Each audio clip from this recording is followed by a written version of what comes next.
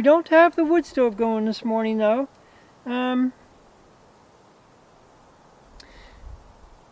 piece of the gasket fell off the bottom door of the wood stove where you go to get the ashes out. Gave me trouble when I was baking baguettes yesterday. So we said no wood stove this morning, and it wasn't bad without the wood stove. No wood stove, and so we cooked breakfast outside at the summer kitchen. So that was pretty nice. We have one of those 2-burner Camp Chef kind of camping stove things that we have out on the front porch of the cabin that we use all summer long. We cook on that thing for about 3 months straight. But you know, it's not that bad because you're outside, you're on the porch, and it's covered of course, but you're outside and it kind of feels great. I love to cook outdoors. I love to camp. I love campfires. I love cooking outdoors. Of course, this isn't exactly cooking outdoors because it's under the porch, but it's close. It's pretty close. So today I fired up the rototiller, the BCS rototiller. Beautiful machine. While a lot of other people are out there buying snowmobiles and sleds and 4-wheelers and ATVs, forget that stuff. I want a good rototiller. And so we do. We have a BCS, and gosh, it's terrific. And we even have a wood splitter attachment for it that you'll probably see later on, maybe toward fall, end of summer, early fall. I actually featured it in one of the very first videos we did way back, gosh, August or September. We used it. We also have a snowblower attachment for it too. So like I said, I'd rather have something like that that'll get put to use instead of some kind of a toy. So yeah. Anyway, that thing started on the second pull this morning. That was very nice and very welcome. One thing I despise is a piece of machinery that you can't get started. Chainsaws are famous for that for me. I have a hard time starting the chainsaw.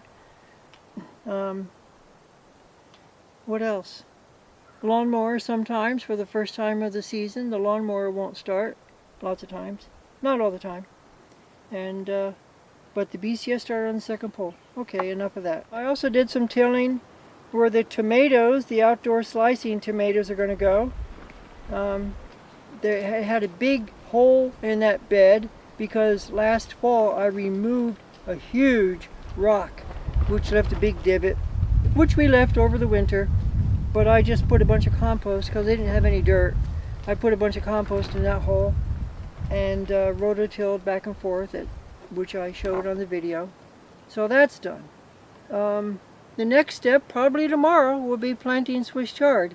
That's always a big landmark for spring to come. So that's going to go over there in the other garden, Garden 3, in bed 15. That's about it from down here. I do see that we have a little bit of trouble in the state legislature. One of the representatives co-sponsored a bill, a Republican representative, who I thought was fairly conservative. He co-sponsored a bill to limit how many chickens a person can have. If you can imagine that in the state of Maine, limiting how many chickens you can have. That's just crazy. So they had it so that you couldn't have any more than 36 chickens. Well, there are some people, and I have a neighbor over here who grows 100 chickens because she does meat birds, broilers, and she sells them. And so anyway, we found a copy of this bill on social media. Representative Laurel Libby put it out on Facebook, and so a lot of people, including myself, got to read it. And oh boy, what an uproar we conducted on Facebook. And so then the co-sponsor came on and said, no, we're going to rewrite it, don't worry about it, oh, it's going to get rewritten.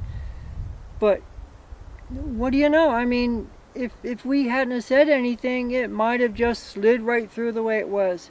He says, no, we were going to rewrite it. Then why did you publish it? Anyway, I guess that's the rant for the day. So thanks for watching, and probably tomorrow we'll be planting Swiss chard, so you want to be sure to watch that. Okay, thanks. Bye.